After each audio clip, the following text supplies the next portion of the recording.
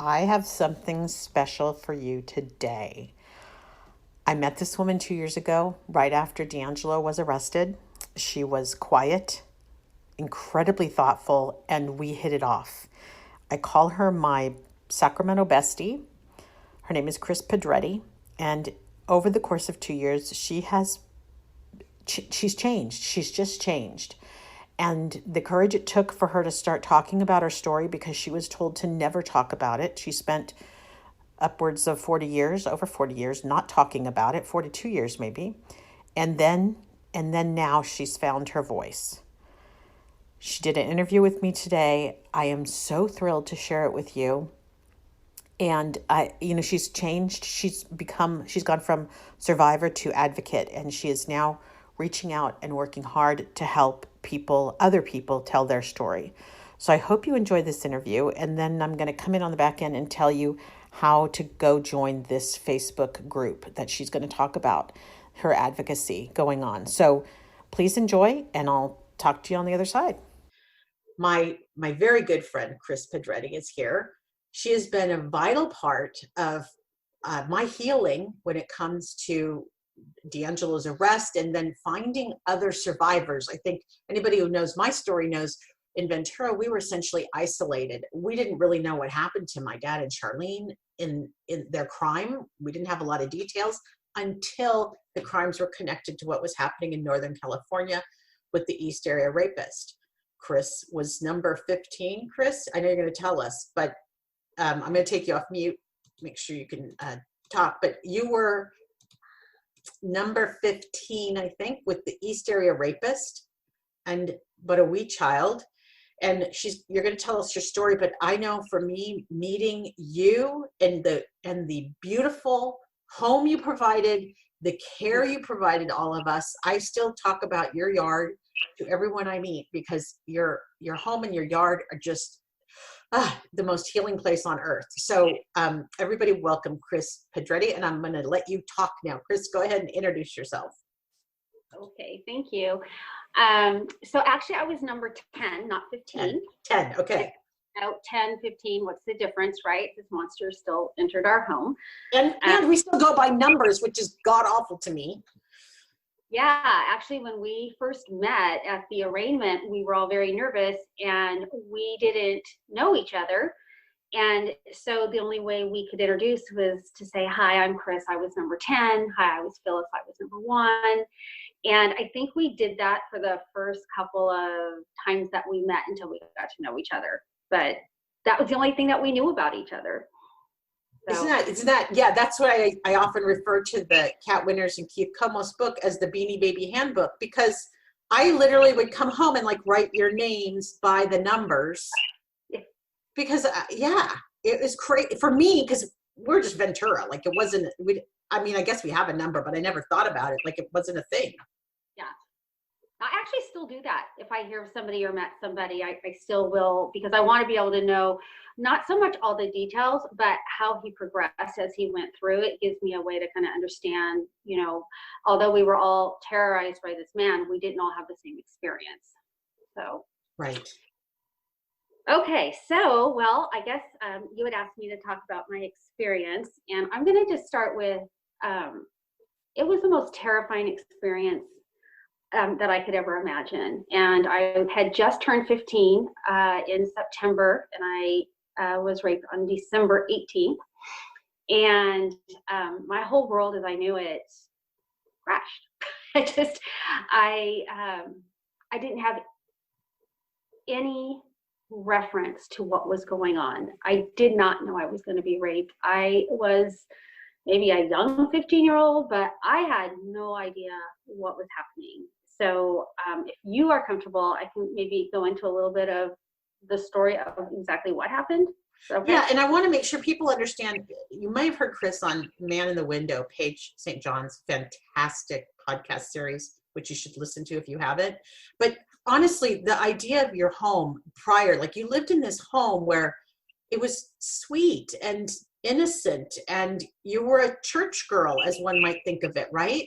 It was you were very protected.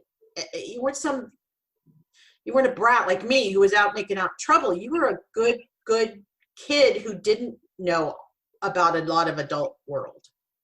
No, I didn't. And I actually had been in a Christian school, and in 8th grade, I thought, okay, so now it's time for me to go out and share my goodwill and, you know, be a testimony to others, unknowing that in 3 months, you know, that was not what I wanted. You know, I prayed, hey, I'm ready for whatever you want. I'm ready for this. And I don't think I've been to church since. So still working through that part. But anyways, so I was at home, and I was supposed to go to a Christmas dance that night. And my parents were going to a Christmas party, and my sister was at work. Here's a flashback. Who remembers Montgomery Wards? I do.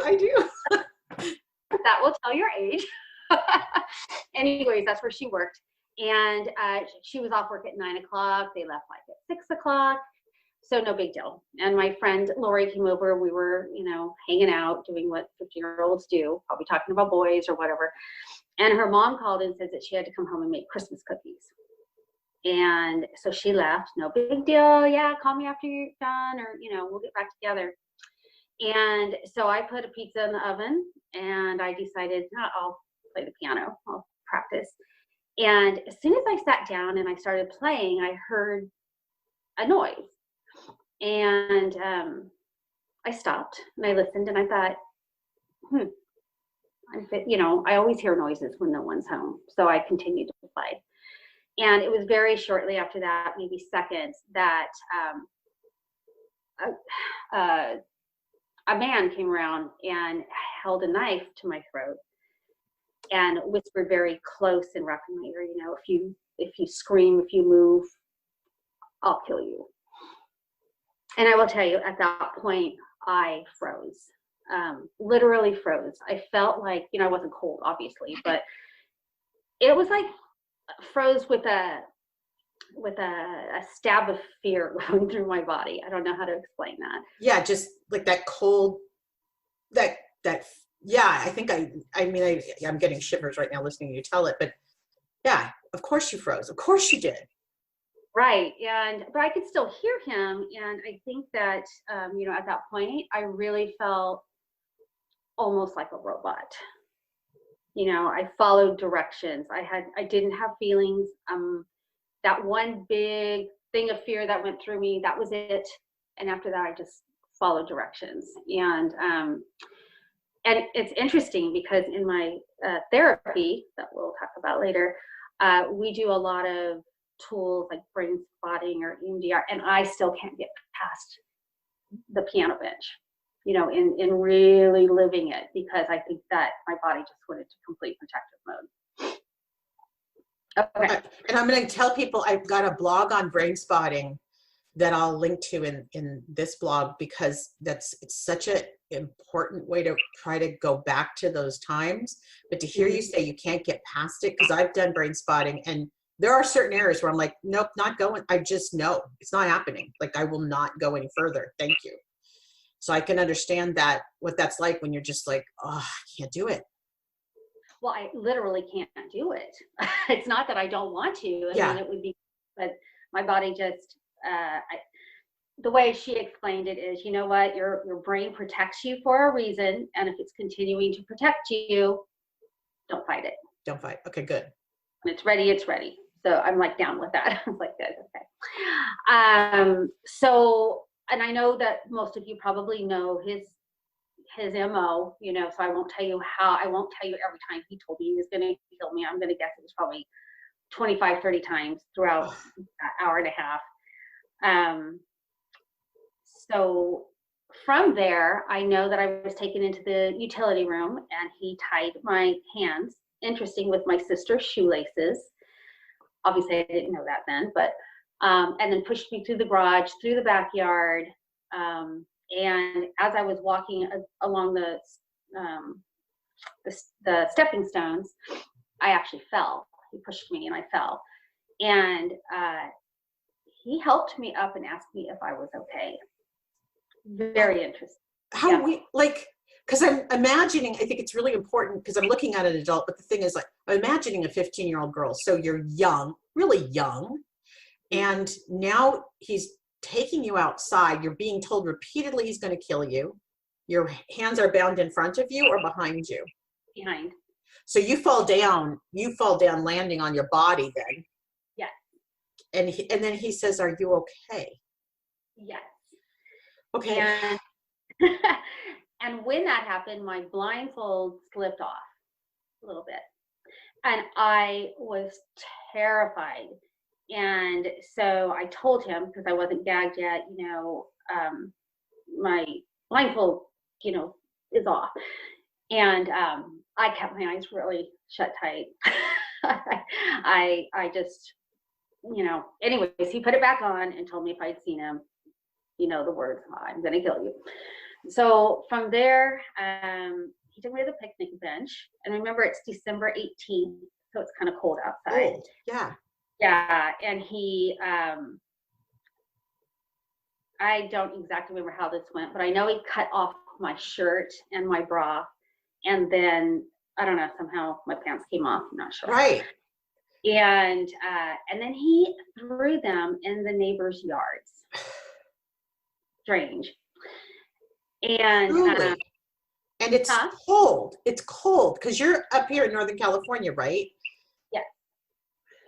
So I was naked, basically. And he left me there in the backyard as he went back into the house and said he'd be checking on me every 10 seconds. So he spent a lot of time in the house, and I spent a lot of time in the backyard.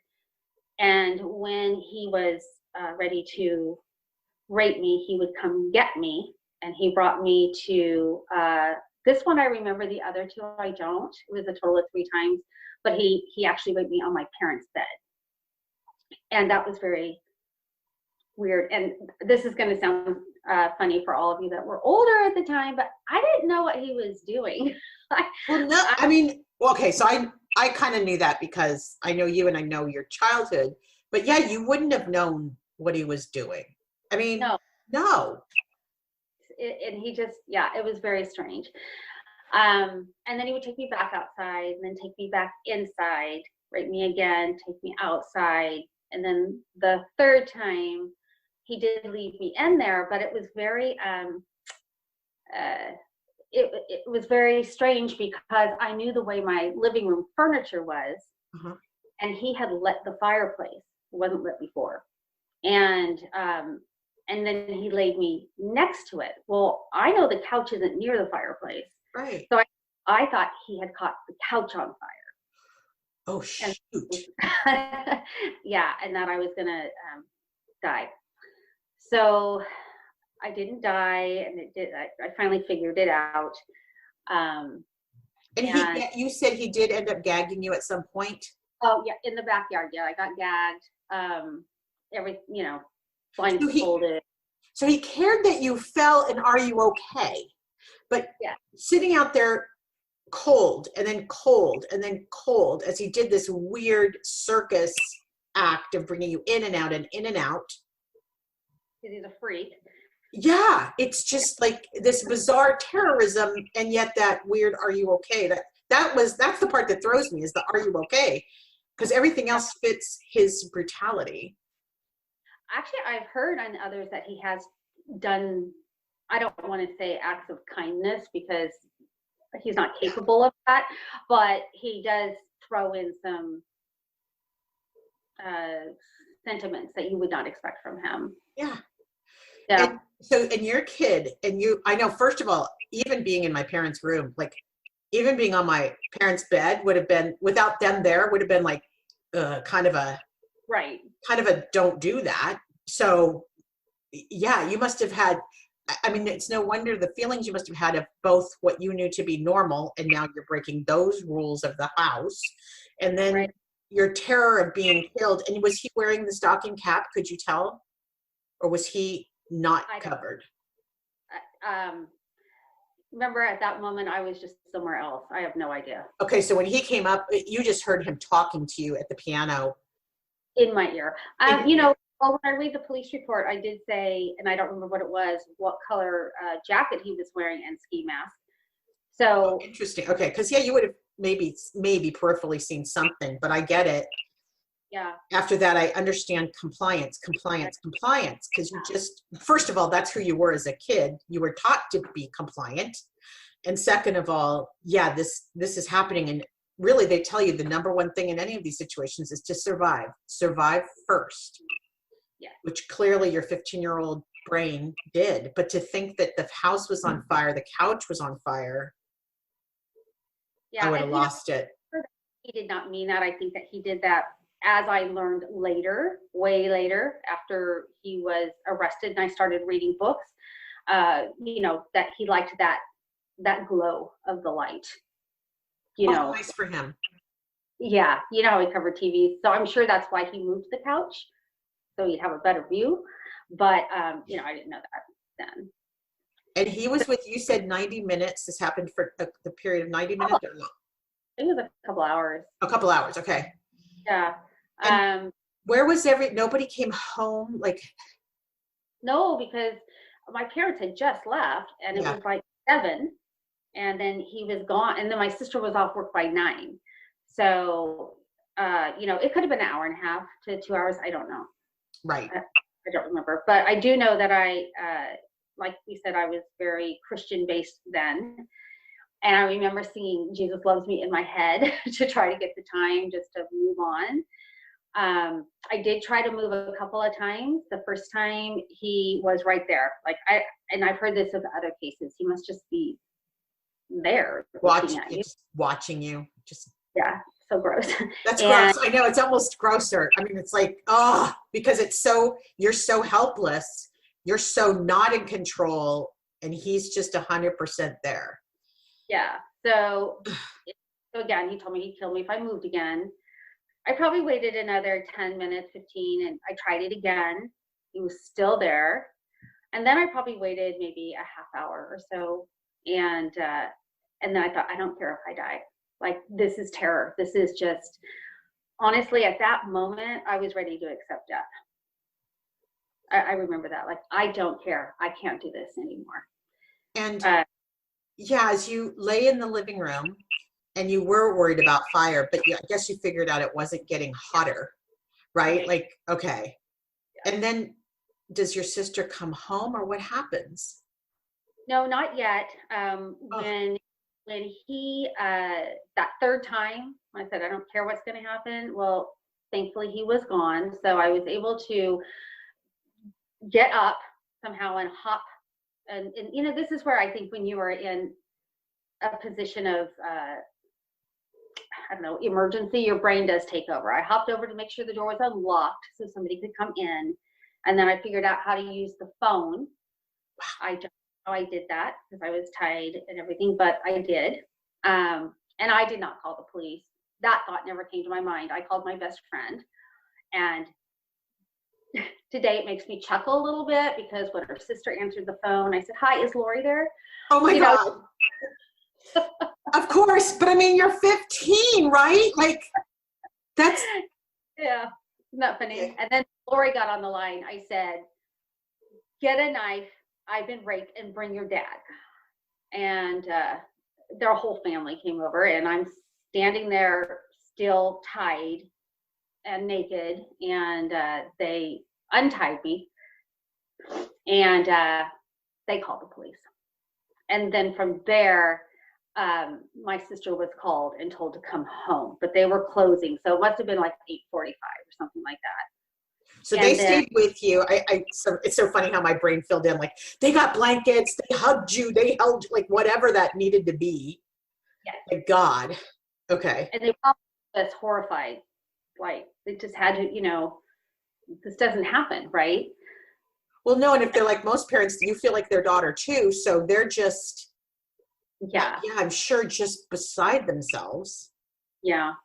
And then this whole other world starts of law enforcement that I know so well, police and reports and this weird thing. Did you didn't meet Carol Daly when you were a victim? She hadn't really started yet, right? She did. She did. Okay. And when I met her, it was funny because I said, you know, I don't remember meeting you. You don't look familiar to me. And she said, I don't remember meeting you either. She said, I don't know where I was. So it's Christmas. Maybe she was on vacation, who knows. But I do know her now, and she's a godsend. I know you two are the good duo. I love the both of you. You've done so much together.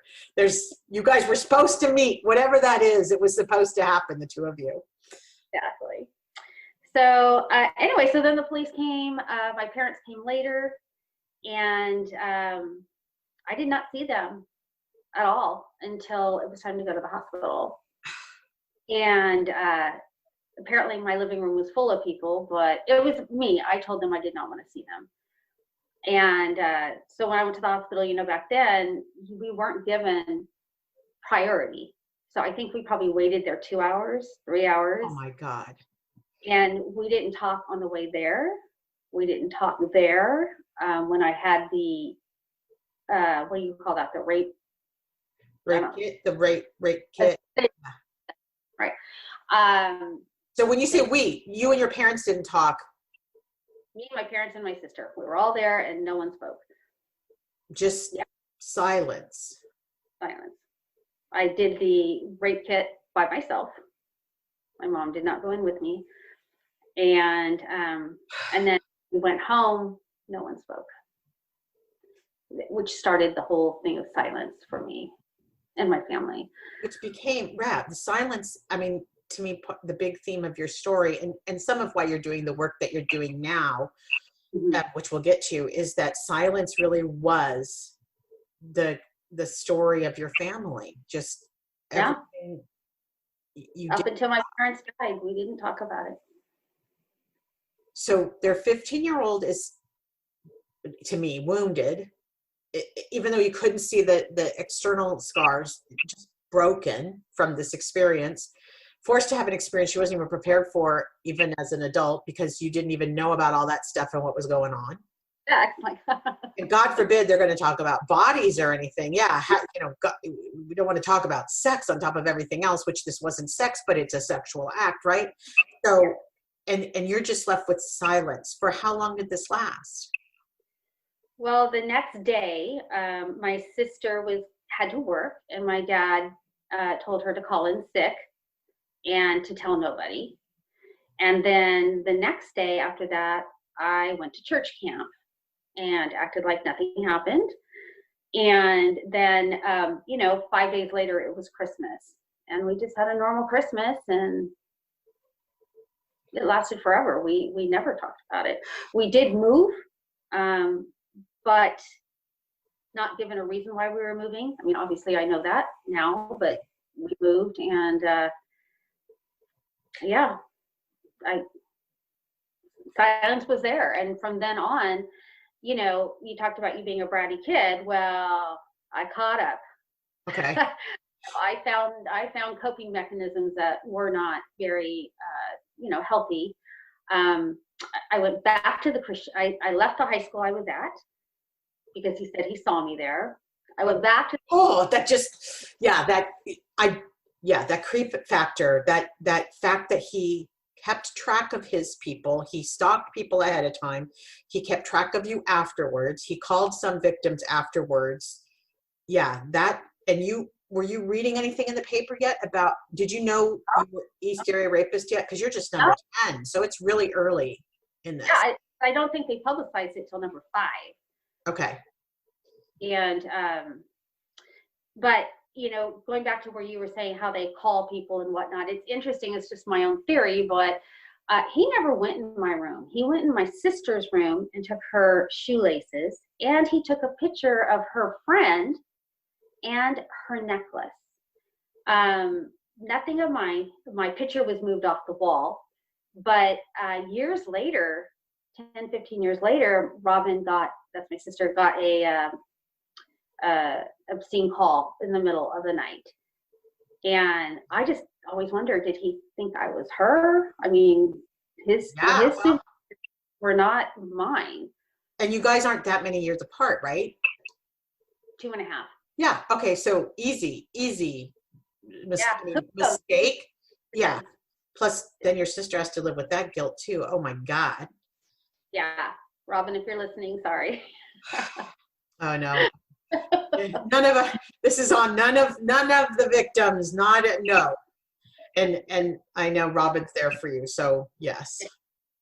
She is. So Absolutely. yeah, my years, I lived like it didn't happen. I never thought PTSD would be something that I would have. I just thought it was people coming back from war. But, now that I look back, I can totally see my behaviors. I'm on my third marriage, a very happy marriage. My first two weren't. I would quit a job. One time I was on a conference call. My dad had just died and I was kind of stressed. And they said something that I didn't like. And I put that phone on hold and I walked out and I never came back. And yeah, I had a few instances like that, which I didn't understand why I did this stuff. I just did it. But after more therapy, I understood we got to work on those coping skills. Right. So okay, so we go pretending like same 38 to 40 years that right. We've all had this weird journey as things unwind, and it was this crazy road we've all been on. But there have been moments. Did your parents ever get it? Did they ever come back to you and ever say, I'm sorry, we kind of screwed that up? Or nope, never a word. And crazy as it sounds, me and my sister never spoke about it until after he was caught. It was really ingrained into us that this is not to be spoken of. So. And could you talk about it at your best friend's house? No. Okay. And my best friend stopped coming to my house. Yeah, I get it. It's kind of one of those irrational fears, right? It happened there, so you got to stay away. It's moved. Yeah. Yeah. I'm so sorry. So, okay. So we come to today, to the new world. All of us changed since 2018 and the arrest of D'Angelo. But in the 2 years I've known you, I've watched you change a ton. Yeah. From, not so much from the good girl, because I know that sass was there, but the more introverted woman to the more, hey, I own this and I'm going to start to speak up woman. Right. Which has led you to some new purpose in your life, right? Yeah. Tell us about that. So what are you doing now? So right now, I had this, since it happened, maybe, a couple months after, I was like, okay, I can now talk about this, and I can be the first person to relate what it's like to hold something in. It's not just you don't talk about it. It's there, and it's in there, and you find ways to work around it. And if you're lucky, it's a day that you don't think about it. Or like myself, you develop these crazy things that helps you not think about it. Like, I had to be busy all the time. That's why I have that yard I have. There is no time that I would sit down still. And it's not a good, the result's really pretty, but you're just always spinning. And so I felt like I understand there's so many people that have experiences, and sexual assault is not just this stranger danger thing, like it could be your sibling, it can be your neighbor, it can be a teacher that you trusted.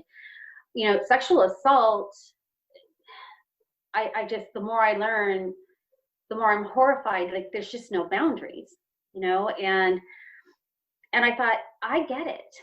I get the shame, which I never thought I had. I remember the first time I saw my therapist, I told her, I have no shame. But apparently I had shame, right? Because I was taught not to talk about it. And feeling that people are going to look at you differently if you talk about it. Or if I start to say something to you, Jen, and your eyes look up, or you look uncomfortable, or you shift, I'm going to drop it right there. We're done, because I know that you're not going to like me anymore. So with that said, I really wanted to do something. So I thought, I'm going to start a nonprofit. I'm going to do this great thing. Well, that's really hard to do. And I'm not really equipped to do that. So I kind of like scaled it back down and back down. And I ended up, which was perfect timing with this COVID-19, is starting a face group for people of sexual assault. So it's called Sexual Assault Survivors. It's Time to Tell Your Story. It's a private group. So Private. I'm absolutely going to have this in the blog so people can join your group and get Okay. support. But it is a private group, and Kris takes a look at who's trying to come in and what the story is. So folks know that. Yes, definitely. And it's really healing for me, and it's healing for them, because I know, like I just said, I know how scary it is to say it. I mean, I was terrified when, and I'm going to go backwards a little bit if that's okay. Yeah. I was terrified when he was caught because, well, first I had myself convinced it didn't happen. And then if it did, those times when reality came in, I knew he was dead. And so here I am in LA in a hotel on a work business trip. And, I get that call from Carol Daly. And I'm just frozen again.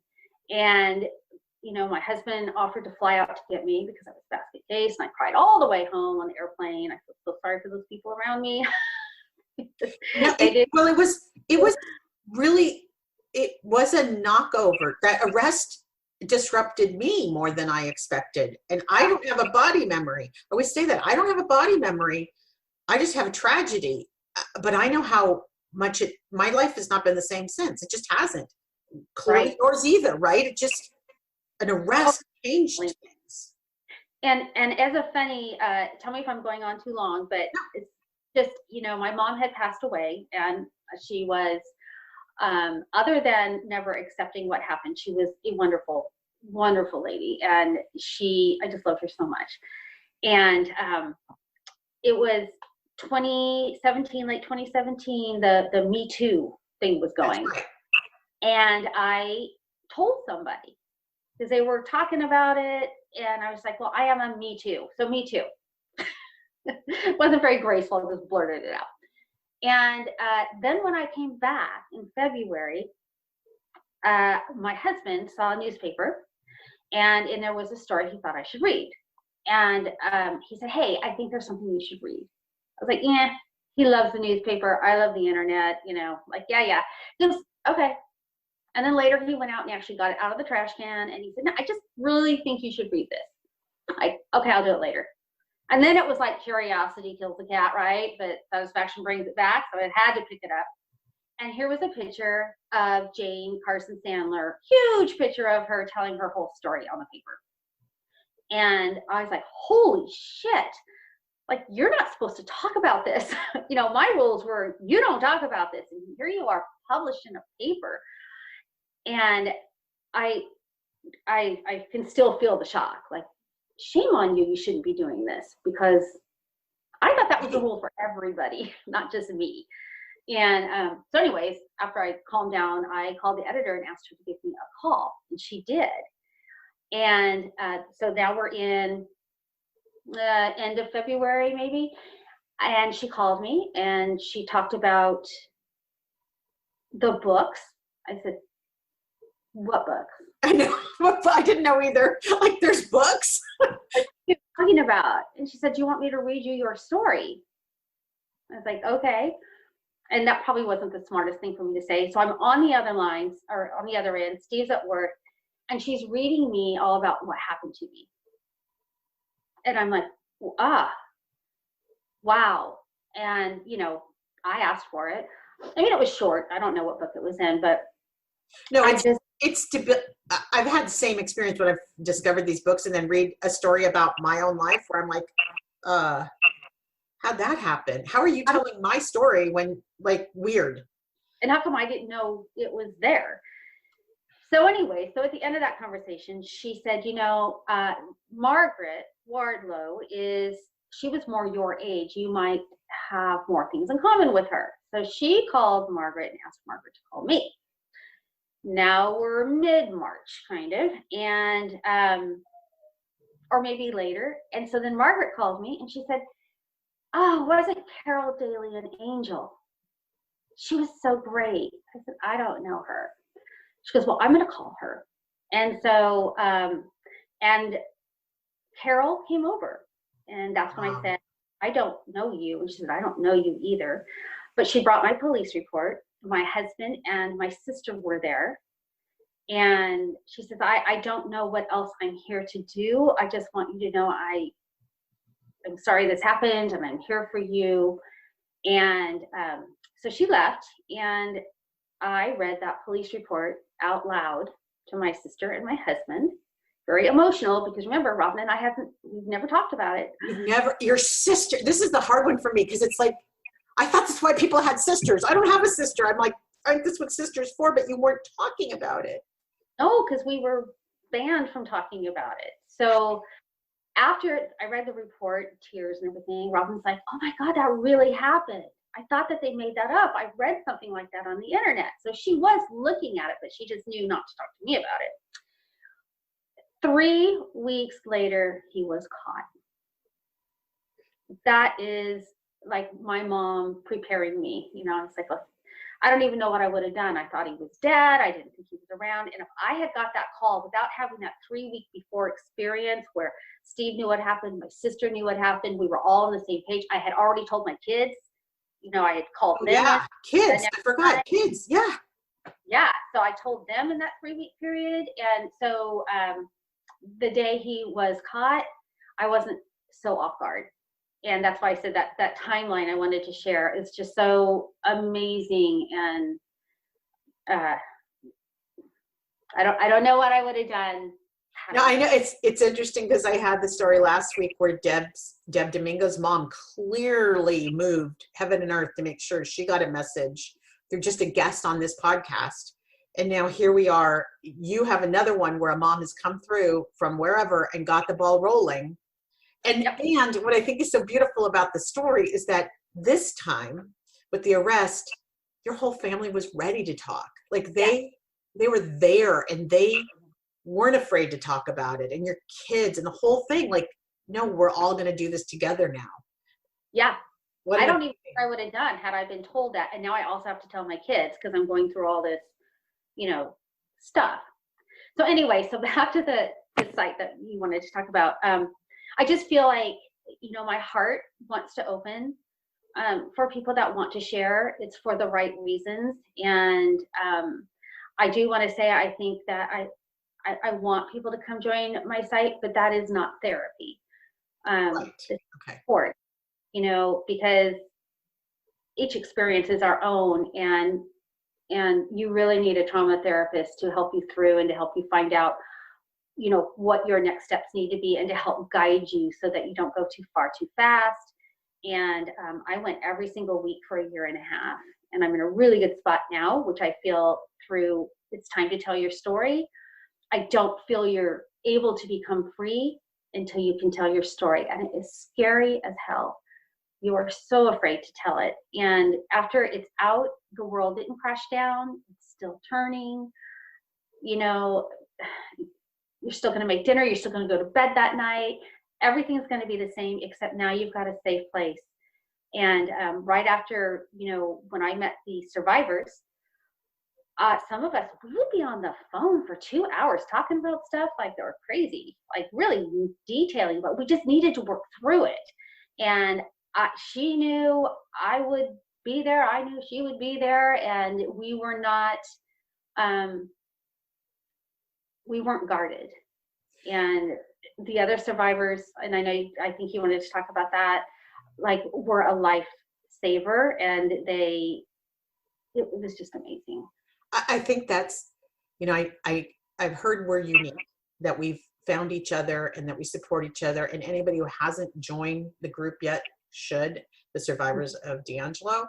But the thing is that it really is, it's hard to put into words, but you really find out that you're so capable, and that this stuff, that really, when it's all peeled back, all we have is each other, and this heart connect is everything. And you are so good. I mean, I listen to you all the time, because your ability to empathize is extraordinary. I can get it, and I get it intellectually, but I often watch you for cues, because you really read the room very well. And also, you're very good at knowing when somebody else's voice needs to be heard. And while I'll advocate for that, the extrovert in me sometimes won't shut up. So I absolutely look to you for clues, because you see the people who often are used to being unseen. Right. Yeah. That's a gift you have. You absolutely see those who may not have been heard. I mean, Margaret, Jade, and I are always going to be talking, because that's what we're good at, right? But there's a whole bunch of people, and you know, we have one of our victims who's really isolated now, and she's a little strung out, and so yeah, we need to be quiet and listen to her, because she's just processing differently, and she's had a rough go of it. So you're so good at hearing the voice of someone who can't speak. Thank you. And you know, unfortunately, I think I'm really good at that, because I was the person who couldn't speak, and I got it. And you know, when they were all at my house that first time, you remember that, and we were all standing together. I remember it was a very surreal, not in a good way, moment. He was in her house, and her house, and her house, and her house, and her house. I mean, I could keep going. And he fucked up. Can I say that? Sorry. No. Her life. Sorry about that.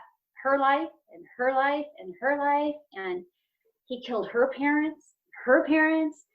And just to be surrounded by 1/5 of the people was overwhelming. Right? It was like, wow, this guy,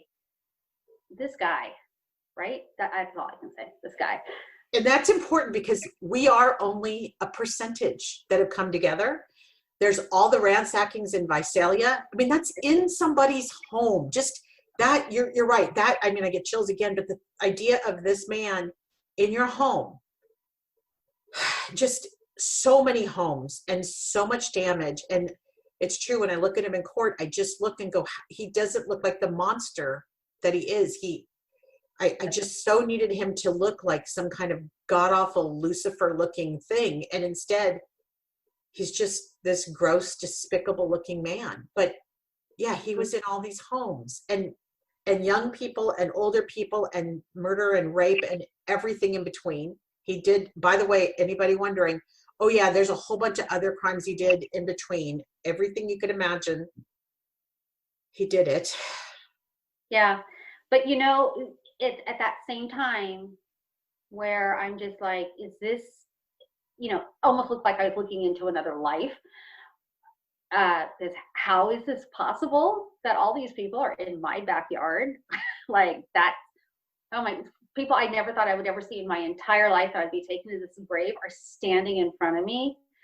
But those women, you included, standing in front of me, we survived, and we're strong, and we're capable, and we're successful. And this is a very, very dark shadow in our life, but our life didn't stop. You know, we kept on moving. And, you know, for yourself and Deb Domingo and others whose parents or loved ones were murdered, you know, you're their representative, and you are walking forward for them. And so therefore they are still living also through you. And I don't know, the experience was horrifying and terrible. And if I could make it not happen, I would, but it did happen. And so now is the time to make the best of the experience and move forward. So I am part of the group, and I want to encourage people who are looking for a way to just start to talk. Kris's guidance and facilitation and advocacy in that group is everything. You will find your people. It's the Sexual Assault Survivors. It's Time to Tell Your Story on Facebook. I will have a link in the blog. I want to make sure people know how to reach out to you. But Kris, you know, from a woman who didn't talk about it, I can't tell you how proud I am that you're like on video and telling your story right now. And it's just this evolution of you that I've had the privilege to see in the past 24 months. So congratulations, girl. And just one more thing on the site, you don't have to be a victim of sexual assault. You could be a sibling. You could be someone that was in that community and was afraid. You can be anybody who wants to be supportive of others and would like to get some kind of support, because it is, we all know this, it's not just the assault victims that are victims. It is Right. when they've touched, it's their community, it's, it's our children. It's, I don't know, I'm just amazed at how big sexual assault is, being that we're supposed to be so progressive and knowing what's right and wrong. And we say, well, that was the 70s. Well, it really hasn't changed. We just hide it better. Yeah, and actually, with more folks staying at home, we know the chance of abuse is increased, which is Yep. awful. People are alone. People don't have the normal societal protections they have in place. So we all need to take care of each other. Look for signs that if somebody's in trouble, we should probably have a way that we could have, I know in Europe they're doing a thing where you can make a phone call and that means you need help, but it's a code word. I don't know if we have one in the United States, but yeah, really look out for each other. And I love that the site is also for allies, because don't come in and blame. You come in to understand and support and be there for one another. That's what it is. You are not to blame. In Right. no way does anyone ever ask to be heard. It's just, that doesn't happen. Okay, Kris, we don't have questions today. I'm so happy you're here. I want to stop here because I feel like this is such a good place to stop. But I'm just delighted. Like, we didn't even know each other 2 years ago, and here we are. And mostly missing you because you're just around the corner, and I can't get there because of this shelter in place. But soon, I hope we'll be together again.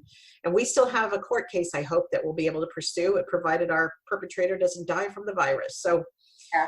if we've ever prayed for someone to live, yeah, no, it's so weird. We're in a weird position now. Yeah. So I would like to thank everybody for coming today. I'd like to thank you, Kris, for being here, and I'll see everybody tomorrow on the show. What a woman, right? You can see why I love her. It's she and Carol Daly who did such a good job of taking care of us, letting us come hang out with them, letting us be together so that we could all begin this interesting journey of the last 2 years. I'm so happy you have a chance to have heard from Kris directly. She's also was in the Paige St. John, I think I mentioned this, but Man in the Window podcast. You hear Kris there, but she tells much more of their story here, and it's incredible. Now, please tell people, share. You can share it. You can get it off of my Facebook page, whatever you need to do. But the private group is called Sexual Assault Survivors with an exclamation point. It's time to tell your story. And it's a picture of sunflowers and a little post-it note that says, it's time to tell your story. So that's how you find it on Facebook. You just essentially ask to join, and then Kris will screen you and then let you in. This doesn't have to be, as she said, it's not exclusively for survivors. It's for anybody who is an ally or who wants to help someone who's surviving, help someone who isn't talking. That's what you can do here, is start to get help. And Kris, I got to say, I can't say enough good stuff about Kris, right? She's my Sacramento bestie. All right, guys, I've also put a note into Cheryl Temple down in Ventura to get some of these documents I need to share with you before we go back in court. We're supposed to go this month, but they've been very quiet about what that calendar looks like. So I hope to hear back from Cheryl soon. I want to dig into the motion to dismiss, and I also want to dig into the demurrer. And I've asked her also if the prosecution has pulled together a response to both of those. So I'm standing by to hear that. If I don't hear from Cheryl tomorrow, I'm going to go ahead and dig into our preliminary hearing that happened down in Ventura. It's just more history, but I want to really get to the contemporary stuff. I'm just needing some documents. So that's been the delay. Anyway, hearing from Kris is everything. It's just made my day, and I'm so happy to share this with you. Until next time.